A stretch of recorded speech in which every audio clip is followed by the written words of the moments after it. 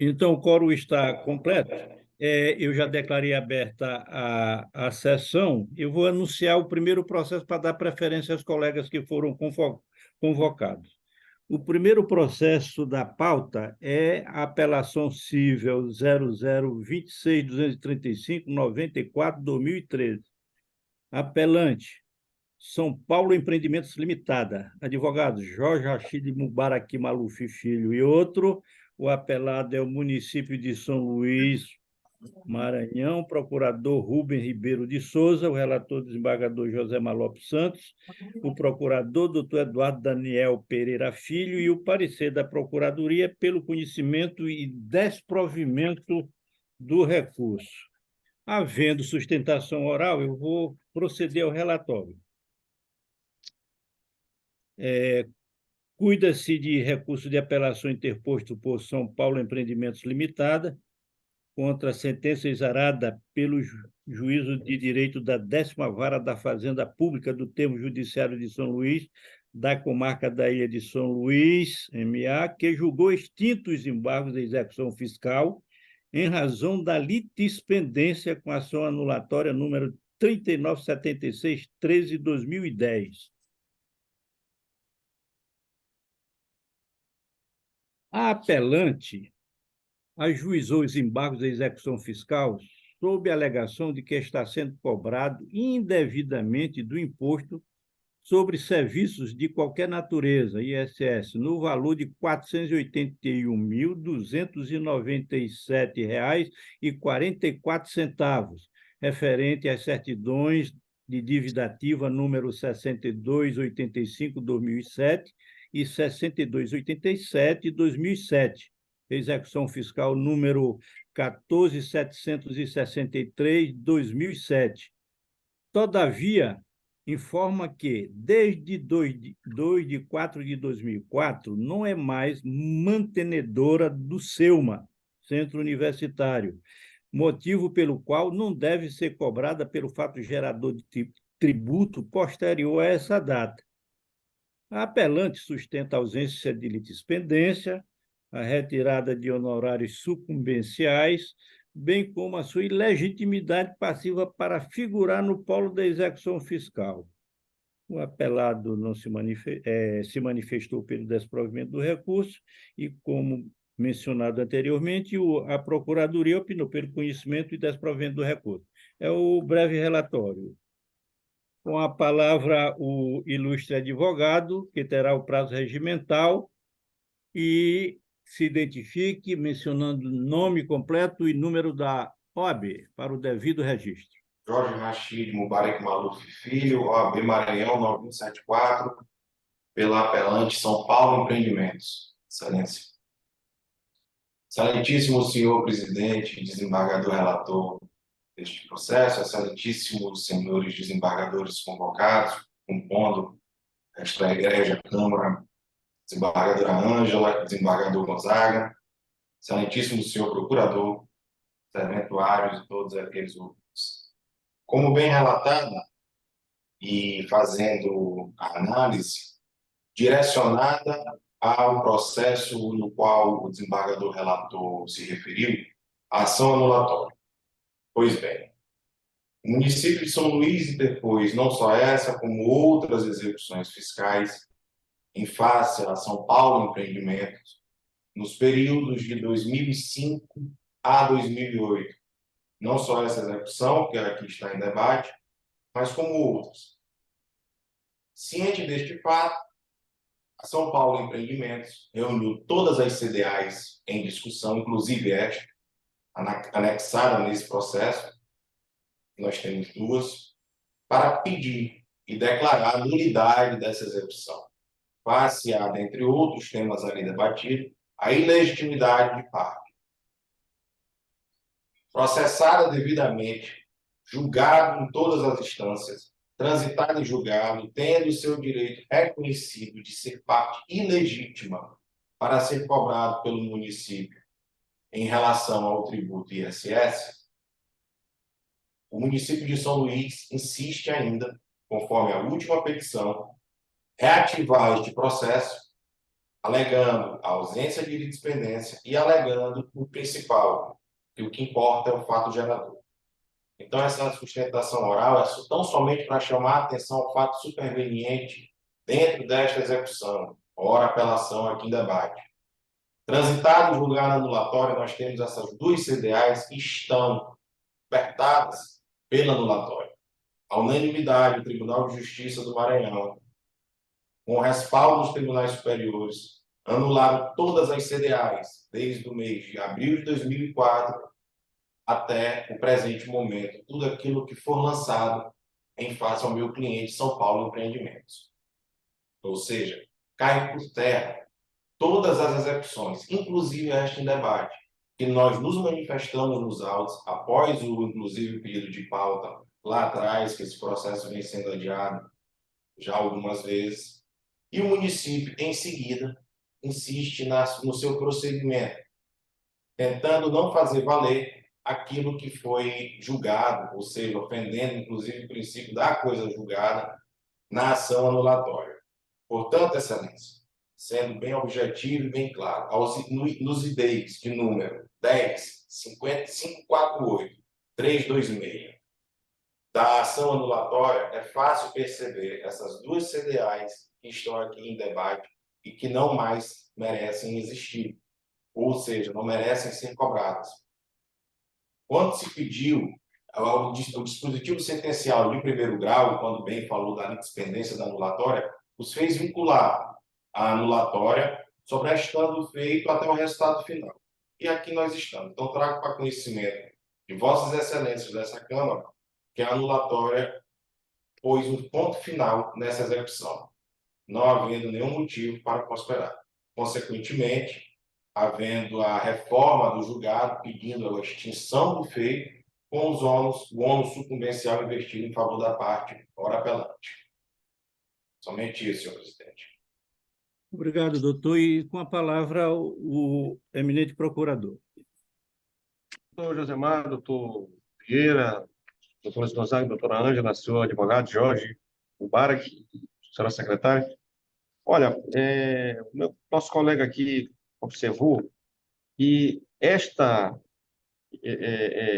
esses embargos da execução fiscal têm as mesmas partes, a mesma causa de pedido, o mesmo pedido da ação que tramita lá na quinta vara da Fazenda Pública, sob o número 397613/2010. Portanto, impõe-se o reconhecimento da litispendência. Isso porque a extinção do presente feito é medida que se impõe. Quanto ao mérito, a apelante alega ilegitimidade passiva da parte face à sucessão empresarial, que é a responsabilidade tributária por sucessão, né? Ou seja, uma empresa vende o fundo de comércio, até mesmo a sua atividade, e a outra empresa a sucede, portanto, ela herda não só o ativo, mas todo o passivo. Entretanto, pelo que consta nos autos, não foi comprovado pela apelante essa sucessão.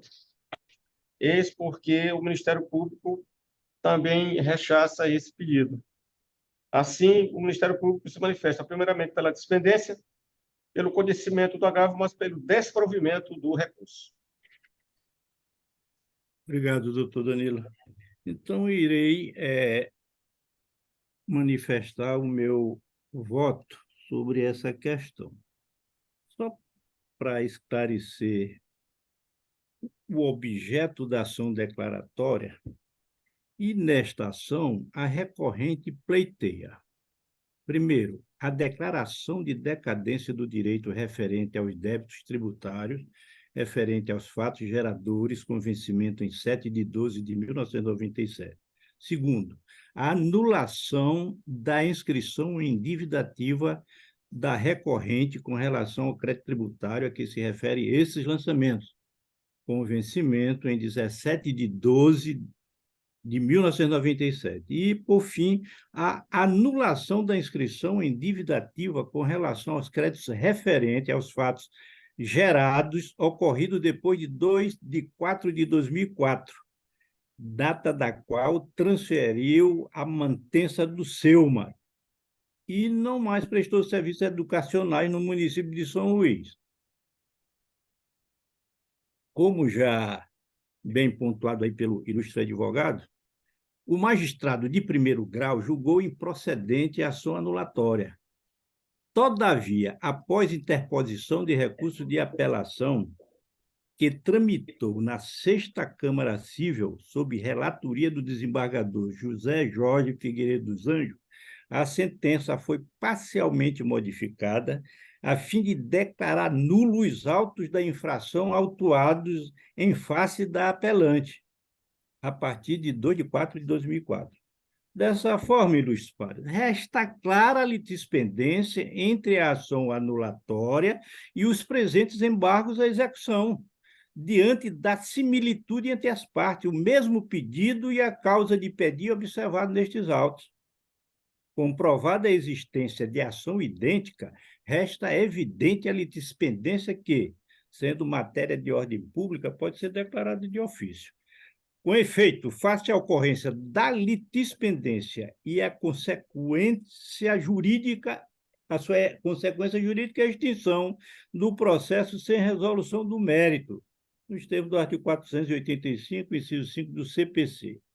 No mais, eu não estou aqui acolhendo o pedido de modificação da condenação dos honorários sucumbenciais, uma vez que, reconhecida a litispendência, a recorrente deve arcar com os ônus sucumbenciais, pois deu causa ao ajuizamento da presente ação. Então, eu estou aqui conhecendo do recurso e negando a ele provimento, condenando a recorrente, inclusive, ao pagamento de custas e honorários, e estes estabelecidos no importe de R$30 mil, em observância ao disposto no artigo 85, parágrafo 11 do CPC.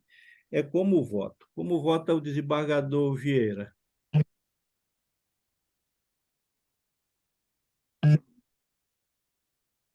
Desembargador Vieira, com a palavra.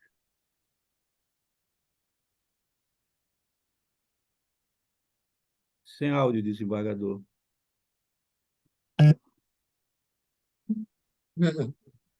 O desembargador Vieira é impedido neste processo. Desembargador, desculpe, desembargador Vieira. Doutora Ângela, como é que vota? Renovamos meus cumprimentos a Vossa Excelência, senhor presidente. Também quero cumprimentar nessa oportunidade o doutor Danilo, porque eu cheguei tão assustada por causa do atraso, não o cumprimentei na ocasião. Quero também cumprimentar o advogado doutor Jorge Rachid Mubarak Maluf Filho e todos aqueles que nos assistem, senhora secretária. Senhor presidente, o voto de Vossa Excelência foi muito claro, bem esclarecedor mesmo. Está caracterizada, como bem Vossa Excelência colocou, a litispendência, e eu não tenho dúvida de acompanhá-lo, as inteiras. Obrigado, doutora. Desembargador Luiz Gonzaga, como vota? Bom dia, presidente. Bom dia, desembargadora Ângela, senhor procurador. Bom dia.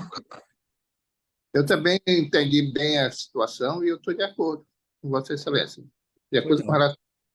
Obrigado. Anunciando o julgamento, Áurea, recurso conhecido e negado a ele provimento por unanimidade, de acordo com o parecer ministerial. Vamos prosseguir. Quem dos dois colegas, quem vai permanecer na sessão?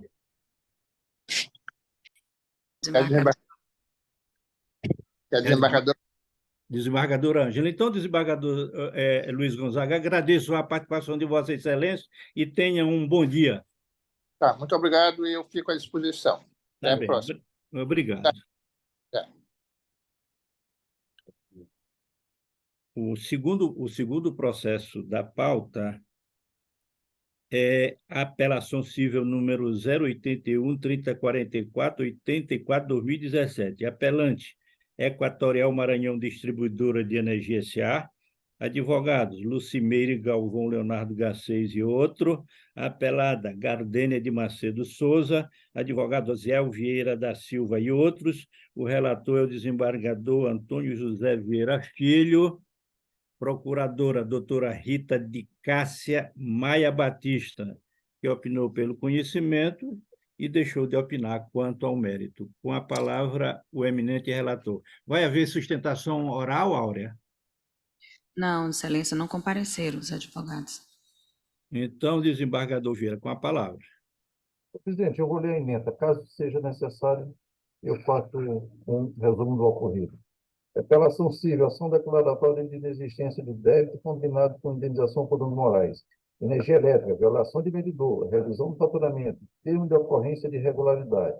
Prova insuficiente da alegada fraude, cobrança indevida, dano moral não configurado, mero de sabor, recurso parcialmente provido.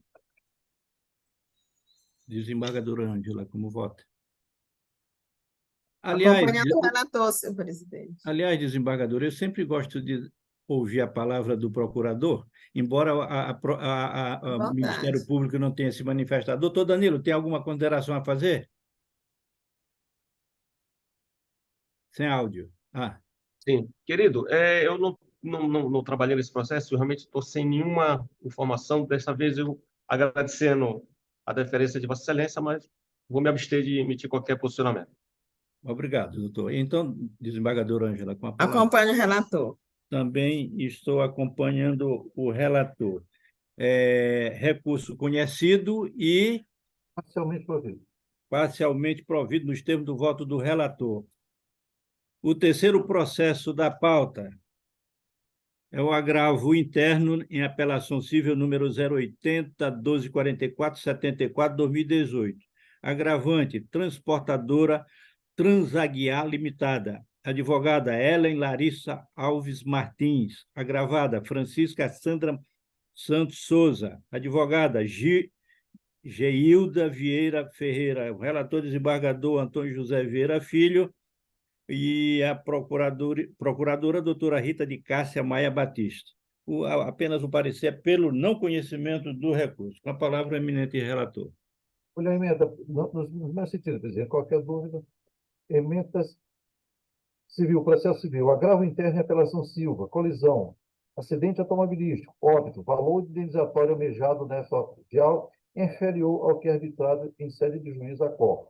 Sentença a qual ultrapetita, provimento parcial do recurso para reformar a sentença de primeiro grau. Nessa extensão, minorar a condenação por danos morais no valor de 200 mil ao patamar de 80 mil, como for solicitado no pedido.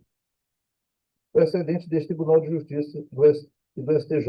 Aí eu cito as duas jurisprudências nesse sentido aqui. É como voto, presidente. Desembargador, só me esclareça que o final eu perdi aí Qual foi o resultado do... Senhor presidente, aqui é o seguinte. Houve uma colisão de um veículo e o automóvel e o caminhão da transportadora. E o que aconteceu? O juiz arbitrou a atenção e o danos morais de 200 mil. Só que a parte havia pedido na inicial 80 mil reais. E o juiz concedeu 200. E eu estou minorando para manter o valor que foi pedido na inicial, por eu considerar como foi ultrapetido. Apenas isso. Houve, só um esclarecimento. Houve lesão corporal em alguém, ou morte, alguma coisa? Ou foi só Houve morte. morte, Houve né? morte. Uhum. Houve morte. Só que ela pediu 80, e o juiz deu 200. Não, mas esse é o nosso patamar mesmo, 80, 70, danos morais, né? E Vossa 60. Excelência está mantendo a decisão do juiz, né? Não, Não, eu estou dando parcial provimento porque foi pedido 80... reduzindo o dano moral. Reduzindo o dano moral, pronto. Então, julgamento parcial. Acompanho. Vossa Excelência também acompanha, doutora? Acompanhe, senhor presidente. Ângela não, Áurea, recurso conhecido e dado ele parcial provimento de acordo com o voto do eminente relator. O quarto processo também é de Vossa Excelência, doutor desembargador Vieira. É a apelação civil 000-167-37-2010. Apelante Adriano Sandri dos Santos e outros, o advogado Jean Rodrigo Cioff, apelado Banco John Deere S.A., advogado Carlos Alberto de Oliveira, o relator desembargador Antônio José Vieira Filho, o procurador Dr. José Henrique Marques Moreira. O parecer pelo conhecimento e deixou de opinar quanto ao mérito. Com a palavra, o eminente relator.